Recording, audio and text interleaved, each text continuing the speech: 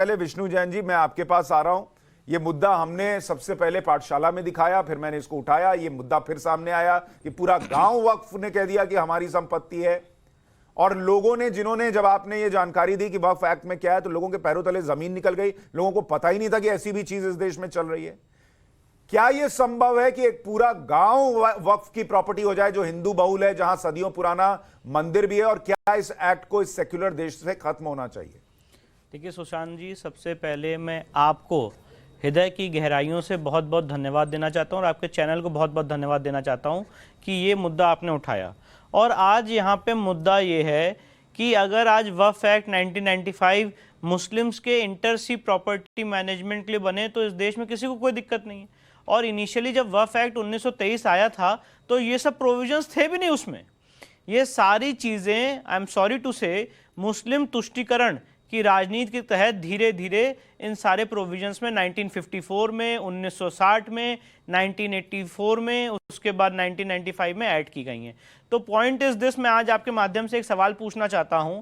चाहे आपने तमिलनाडु का मुद्दा दिखाया हो, चाहे बेट द्वारका का मुद्दा हो, चाहे सोमनाथ मंदिर के पीछे की ज़मीन हो, चाहे मथुरा की श्री कृष्ण जन्मभूमि का मामला हो, चाहे टीले वाली मस्जिद का मामला हो लखनऊ में, चाहे भोजशाला का मामला हो, चाहे ज्ञान व्यापी का मामला हो, और हजारों ऐसे मामले कर्नाटका में रोज आए दिन अपने प्रैक्टिस के दौरान हम लोग देखते रहते हैं, हमारे पास डेटा आते रहते हैं। और उसी अध्ययन के आधार पे मैंने आपको बात बताई कि वक्फ बोर्ड को ऐसी असीमित पावर्स दी गई हैं जिससे इस देश के बहुसंख्यक समाज के लिए एक लीगल हर्डल खड़ा हो गया है। डिफेंस और रेलवे के बाद, ये मेरे आंकड़े नहीं है, वक्फ मैनेजमेंट सिस्टम ऑफ इंडिया के आंकड़े हैं कि आपने वक्फ को इस समय 3rd लार्जेस्ट नंबर पे उनकी जमीन है। और पॉइंट ये है, जैसे भी आपने तमिलनाडु का उदाहरण दिखाया, आपको क्या पावर है कि आप पूरे पूरे गांव को वक्फ संपत्ति घोषित कर दें और सारे गांव की रजिस्ट्री रोक दें? और अगर किसी को आप रजिस्ट्री करनी तो आपसे एनओसी लेगा। तो आपके पास ये पावर कहां है? और पावर है तो कैसे है कि आप पूरे पूरे गांव को वक्फ संपत्ति घोषित कर सकते हैं? इसलिए मैंने आपके शो के माध्यम से पहले कहा था कि वक्फ एक्ट का सेक्शन 40 और सेक्शन 4, 5 और 6 ये बहुत ड्रैकोनियन सेक्शन है। और आप बताइए मुझे, जैसे कि अभी आपने अपने स्टार्टिंग में बात कही, ऐसा कोई भी प्रोविजन मेरी लीगल समझ में, मैं तो नहीं जान पाया, बाकी फेलो पैनलिस्ट बैठे हैं बता पाएंगे मुझे, किसी जैन के लिए, किसी बुद्ध के लिए, क्रिश्चियन के लिए, किसी और समाज, सिख के लिए, किसी और समाज के आदमी के लिए है क्या?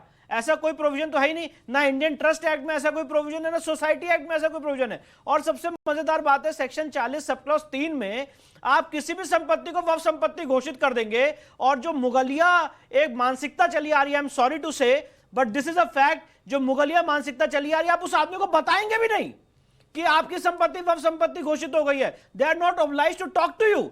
वो उनको बताएंगे जहां पे आपकी संपत्ति दर्ज है। मतलब फॉर एग्जांपल, अगर मेरी संपत्ति रजिस्ट्रार ऑफ द सोसाइटीज में अंडर सोसाइटीज रजिस्ट्रेशन एक्ट दर्ज है, तो रजिस्ट्रार ऑफ सोसाइटी को बताया जाएगा। जहां हमें पता है कि हजारों कम्युनिकेशन फेंके पड़े रहते हैं और अल्टीमेटली वो संपत्ति जिस गांव का हम वाकया बता रहे हैं सर, वहां भी लोगों को पता थोड़ी चला। पता ही नहीं वो चला। तो आदमी अपनी बेटी की शादी के लिए जमीन बेचने गया, तब उसको बता रहे हैं कि तुम्हारा पूरा गांव ही वक्फ बोर्ड की संपत्ति है, और उसको तब पता चल रहा है, और वो बेचारा फंसा हुआ, बेटी की शादी रुक गई।